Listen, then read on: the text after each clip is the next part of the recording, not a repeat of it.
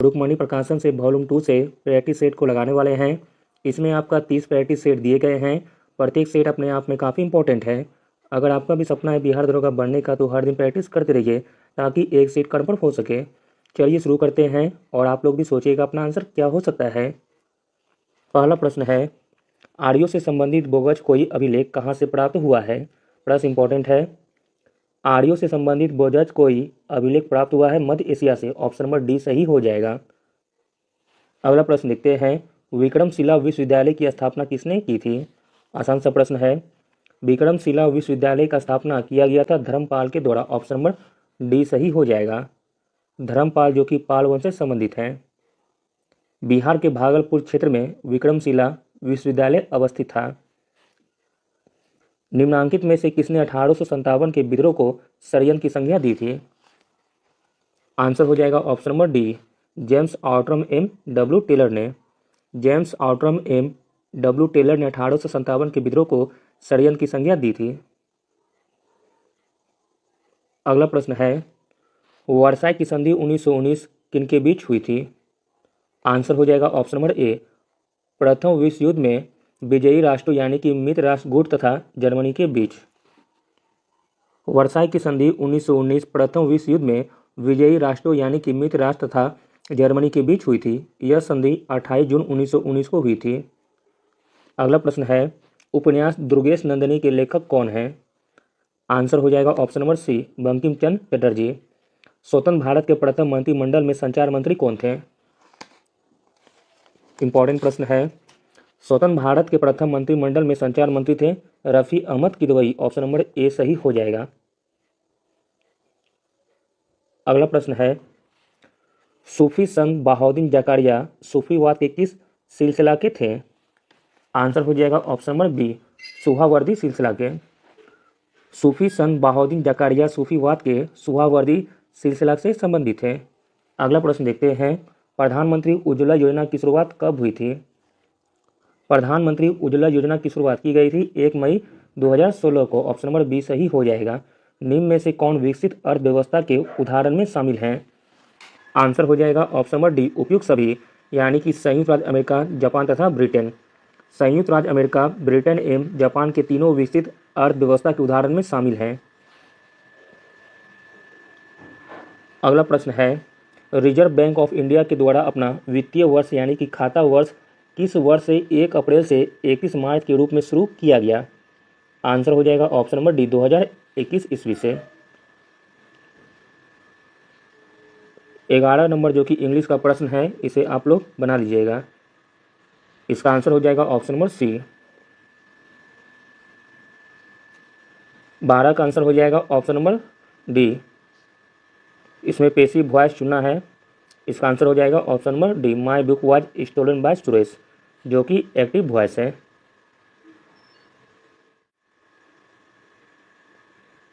अगला प्रश्न देखते हैं, मानव पाचन तंत्र में पोषण के चरणों का सही क्रम क्या है। आपको क्रम में सजाना है। इसका राइट आंसर हो जाएगा ऑप्शन नंबर ए, पहले हो जाएगा अंतग्रहण, फिर इसके बाद हो जाएगा पाचन, फिर इसके बाद हो जाएगा अवशोषण, फिर इसके बाद हो जाएगा स्वांगीकरण और लास्ट में हो जाएगा निष्कासन। इस प्रकार ऑप्शन नंबर ए सही हो जाएगा।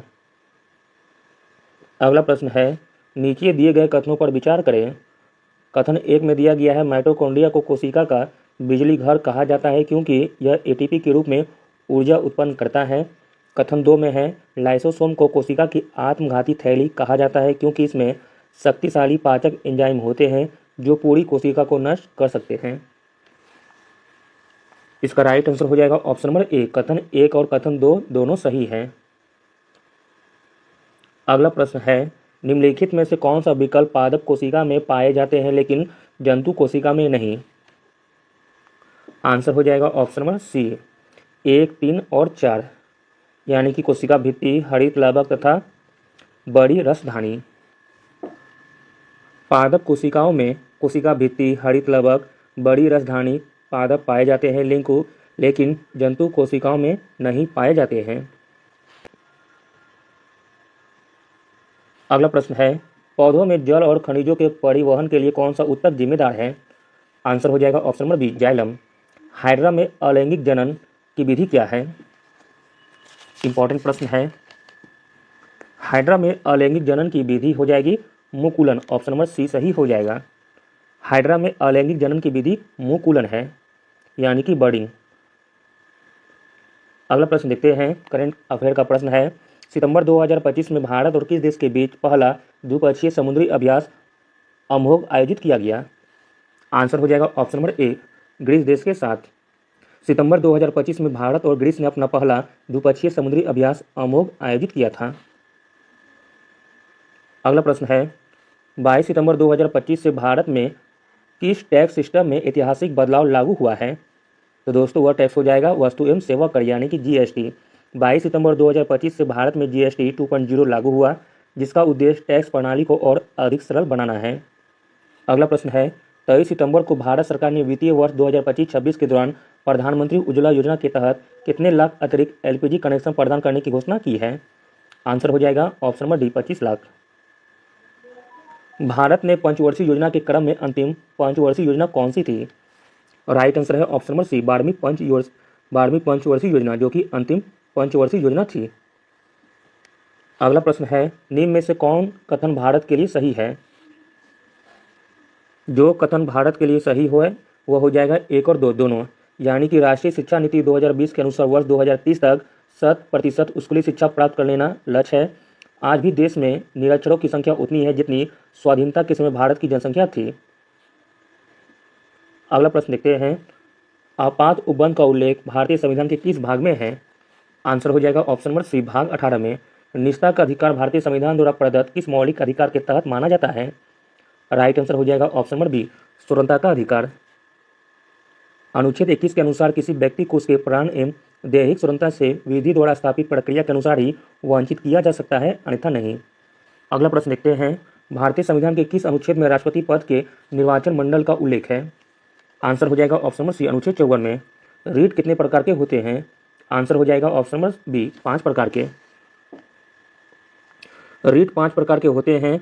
5 प्रकार के रीट निम्नांकित हैं: बंदी, प्रत्यक्षीकरण, परमादेश, प्रतिषेध, अधिकार परीक्षा तथा उत्प्रेषण। अगला प्रश्न देखते हैं, बिहार का पहला प्रीमियर प्रधानमंत्री कौन बने थे? आंसर है option number C, Mohammad Younis.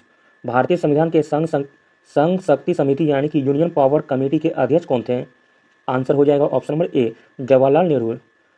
संसद में धन विधेयक के संबंध में विशेष प्रक्रिया का उल्लेख भारतीय संविधान के किस अनुच्छेद में है? राइट आंसर है ऑप्शन नंबर बी, अनुच्छेद 109 में। धन विधेयक के संबंध में विशेष प्रक्रिया का उल्लेख भारतीय संविधान के अनुच्छेद 109 में है। अनुच्छेद 110 में धन विधेयक की परिभाषा दिया गया है। अगला प्रश्न देखते हैं, निम्नांकित में से कौन भारत के उपराष्ट्रपति पद पर नहीं थे? आंसर है option number D, doctor Fakhruddin Ali Ahmed, जो कि भारत के उपराष्ट्रपति पद पर नहीं थे। अगला प्रश्न है, ऐसा फूल जो पूरा खिला न हो, इसके लिए उपयुक्त शब्द क्या है? आंसर हो जाएगा ऑप्शन नंबर ए, मुकुल। अगला प्रश्न देखते हैं, हिंदी का प्रश्न है, द्विज का अनेकार्थी क्या है? आंसर हो जाएगा ऑप्शन नंबर बी, दांत। द्विज का अनेकार्थी शब्द हो जाएगा दांत। द्विज का अनेकार्थी शब्द हैं ब्राह्मण, दांत, पक्षी, चंद्रमा आदि। रक्त का लाल रंग निम्न में से किस वर्ण के कारण होता है? आंसर है ऑप्शन नंबर सी, हीमोग्लोबिन के कारण। निम्नलिखित में से कौन सा एक उभयचर जंतु है? इसमें आपका उभयचर जंतु हो जाएगा मेढक, ऑप्शन नंबर सी सही हो जाएगा। अगला प्रश्न देखते हैं, इंपॉर्टेंट प्रश्न है, पेट्रोलियम के प्रभावी आसवन के दौरान प्राप्त उत्पादों को उनके क्वथनांक के बढ़ते क्रम में व्यवस्थित करें। आंसर हो जाएगा ऑप्शन नंबर ए, पहले हो जाएगा पेट्रोल, फिर मिट्टी का तेल, फिर डीजल तथा लास्ट में हो जाएगा स्नेह तेल।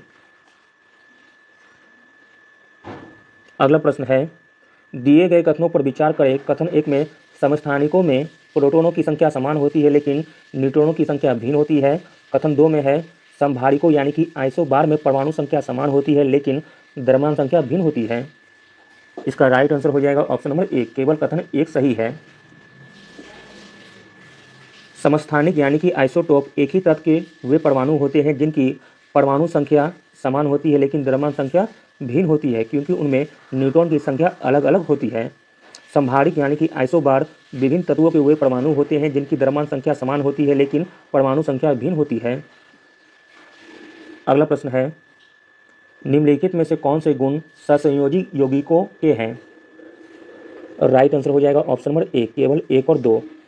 इनका गलनांक और कवचनांक कम होता है। यह आमतौर पर बिजली के कुचालक होते हैं। अगला प्रश्न है, doctor APJ Abdul Kalam science city का उद्घाटन किस राज्य में किया गया है? आंसर है ऑप्शन नंबर सी, अपना प्यारा बिहार राज्य में।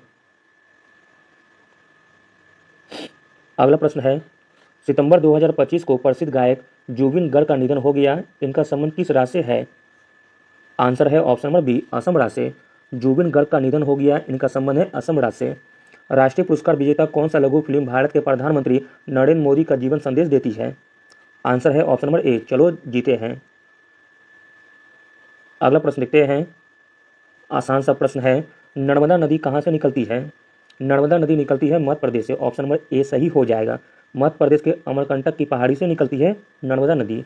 सौर मंडल का सबसे बड़ा उपग्रह कौन सा है? आंसर है option number C, Ganymede. Bihar का अक्षांश विस्तार निम्न में से कौन है? बिहार का अक्षांश विस्तार हो जाएगा ऑप्शन नंबर ए, 24 डिग्री 20 उत्तर से 27 डिग्री 31 उत्तर तक। ऑप्शन नंबर ए सही हो जाएगा। अगला प्रश्न देखते हैं, इंपॉर्टेंट है, नेपाल हिमालय का विस्तार किन दो नदियों के बीच है? राइट आंसर हो जाएगा ऑप्शन नंबर बी, काली नदी एवं तीस्ता नदी के बीच। कितने डिग्री चैनल ग्रेट निकोबार को सुमात्रा से अलग करता है? राइट आंसर है option number B, 6 degree channel. 6 degree channel great Nicobar को सुमात्रा से अलग करती है। 8 डिग्री चैनल मिनिकॉय और मालदीव के द्वीपों को अलग करती है। 9 डिग्री चैनल मिनिकॉय और लक्षद्वीप को अलग करती है। 10 डिग्री चैनल लिटिल अंडमान और कार निकोबार को अलग करती है। 11 डिग्री चैनल अमीनी द्वीप और कर्नानौर को विभाजित करती है। अगला प्रश्न है, कॉस्मोस किसकी प्रसिद्ध रचना है? कॉस्मोस प्रसिद्ध रचना है हम्बोल्ट की। ऑप्शन नंबर सी सही हो जाएगा। भारत के सबसे पूर्वी बिंदु स्थान का नाम क्या है? भारत के सबसे पूर्वी बिंदु का नाम हो जाएगा कीबिथु। ऑप्शन नंबर बी सही हो जाएगा। कीबिथु अरुणाचल प्रदेश के पूर्वी छोर पर स्थित है। अगला प्रश्न देखते हैं, सूची 1 को सूची 2 के साथ मिलान करना है। चलिए मिलान करते हैं। ए का मिलान हो जाएगा 2 से भारत सेवक समाज का हो जाएगा गोपाल कृष्ण गोखले से। बी का मिलान हो जाएगा 1 से तत्बोधिनी सभा का देवेंद्रनाथ टैगोर से। तथा सी का मिलान हो जाएगा 3 से आत्मीय सभा का हो जाएगा राजा राम मोहन राय से। ऑप्शन नंबर बी सही हो जाएगा। अगला प्रश्न है, 1937-38 के दौरान बिहार में बकासत आंदोलन किसके द्वारा आयोजित किया गया था? राइट आंसर हो जाएगा ऑप्शन नंबर डी, स्वामी सजानंद सरस्वती के द्वारा। बक्सर की लड़ाई के बाद की संधि पर हस्ताक्षर किए गए थे। आंसर हो जाएगा ऑप्शन नंबर बी, इलाहाबाद की संधि। बक्सर की लड़ाई के बाद इलाहाबाद संधि पर साइन किए गए थे। 22 अक्टूबर 1764 को बक्सर का युद्ध हुआ था। अगला प्रश्न देखते हैं। अगला प्रश्न आपका मैथ का है, जिसे आप लोग बना लीजिएगा और मैथ का सोल्यूशन टेलीग्राम पर डाल दिया जाएगा। 51 का आंसर हो जाएगा ऑप्शन नंबर ए। 52 का आंसर होगा ऑप्शन नंबर ए। निम्नलिखित में से कौन सी अधातु कमरे के तापमान पर द्रव अवस्था में पाई जाती है? आंसर है ऑप्शन नंबर सी, ब्रोमीन। किसी विलयन का पीएच मान 5 है, लिटमस पेपर पर इसका क्या प्रभाव पड़ेगा? आंसर हो जाएगा ऑप्शन नंबर ए, यह नीले लिटमस को लाल कर देगा। अगला प्रश्न देखते हैं, आधुनिक आवर्त सारणी में तत्वों को किस आधार पर व्यवस्थित किया गया है? आंसर हो जाएगा ऑप्शन नंबर बी, परमाणु क्रमांक के आधार पर। अगला प्रश्न देखते हैं, मानव आंख के द्वारा प्रतिबिंब बनने की प्रक्रिया के निम्नलिखित चरणों को सही क्रम में व्यवस्थित करें। इसका राइट आंसर हो जाएगा ऑप्शन नंबर ए। पहले हो जाएगा प्रकाश कॉर्निया से होकर आंख में प्रवेश करता है। फिर इसके बाद हो जाएगा प्रकाश पुतली से होकर गुजरता है। फिर इसके बाद हो जाएगा प्रकाश लेंस के द्वारा रेटिना पर केंद्रित होता है। और लास्ट में हो जाएगा रेटिना पर एक उल्टा वास्तविक प्रतिबिंब बनता है। ध्वनि के संबंध में निम्नलिखित कथनों पर विचार करें। ध्वनि निर्वात में यात्रा नहीं कर सकती है। कथन 2 में है ध्वनि की प्रबलता उसके आयाम पर निर्भर करती है। कथन 3 में है ध्वनि का ताड़त यानी कि पिच उसकी आवृत्ति द्वारा निर्धारित होता है। उपरोक्त कथनों में से कौन सा सही है आपको बताना है। तो इसका राइट आंसर हो जाएगा ऑप्शन नंबर डी, 1, 2 और 3 तीनों सही है। अगला प्रश्न देखते हैं, हाल ही में विश्व धरोहर संपदा संगठन वीवो के द्वारा जारी ग्लोबल इनोवेशन इंडेक्स 2025 में भारत का कौन सा स्थान प्राप्त है? आंसर हो जाएगा ऑप्शन नंबर बी, 38वां स्थान। पहला स्थान जो कि स्विट्जरलैंड का है। अगला प्रश्न है, प्रधानमंत्री नरेंद्र मोदी ने भारत के मित्र पार्क की आधारशिला कहाँ रखी है? आंसर है option number B, Madhya Pradesh में। 15 सितंबर 2025 को प्रधानमंत्री नरेंद्र मोदी ने किस राज्य में एक नए हवाई अड्डे का उद्घाटन किया और लगभग 40,000 करोड़ की विकास परियोजनाओं का उद्घाटन और शिलान्यास किया है? तो दोस्तों वह राज्य अपना प्यारा बिहार राज्य, ऑप्शन नंबर बी सही हो जाएगा। निम्नलिखित में से भारतीय राष्ट्रीय कांग्रेस के किस अधिवेशन में पहली बार मौलिक अधिकारों से संबंधित प्रस्ताव पारित किए गए थे? तो दोस्तों वह अधिवेशन था कराची अधिवेशन 1931 का, ऑप्शन नंबर ए सही हो जाएगा। डच ईस्ट इंडिया कंपनी ने किस वर्ष पटना में अपना पहला कारखाना स्थापित किया था? आंसर हो जाएगा ऑप्शन नंबर सी 1632 ईस्वी में। अगला प्रश्न देखते हैं, संविधान के किस संशोधन के द्वारा एंग्लो इंडियन समुदाय के लिए आरक्षित 2 सीटों को समाप्त कर दिया गया है? प्रश्न इंपॉर्टेंट है। आंसर हो जाएगा ऑप्शन नंबर सी 104वां संशोधन। संविधान के 104वां संशोधन के द्वारा एंग्लो इंडियन समुदाय के लिए आरक्षित 2 सीटों को समाप्त कर दिया गया है। संविधान सभा के द्वारा भारतीय राष्ट्रीय ध्वज पर किस तिथि को अपनाया गया है? आंसर हो जाएगा ऑप्शन नंबर सी 22 जुलाई 1947 को। संविधान सभा के द्वारा भारतीय राष्ट्रीय ध्वज को 22 जुलाई 1947 को अपनाया गया है। चीन, मंगोलिया एवं जापान में निम्नलिखित मानव प्रजातियों में से कौन निवासरत है? आंसर हो जाएगा ऑप्शन नंबर डी मंगोलाइट। अगला प्रश्न है, भारत की जनगणना 2011 के अनुसार बिहार में लिंग अनुपात क्या है? राइट आंसर है ऑप्शन नंबर बी 918। सूची ए को सूची 2 के साथ सुमेलित करना है। चलिए सुमेलित करते हैं।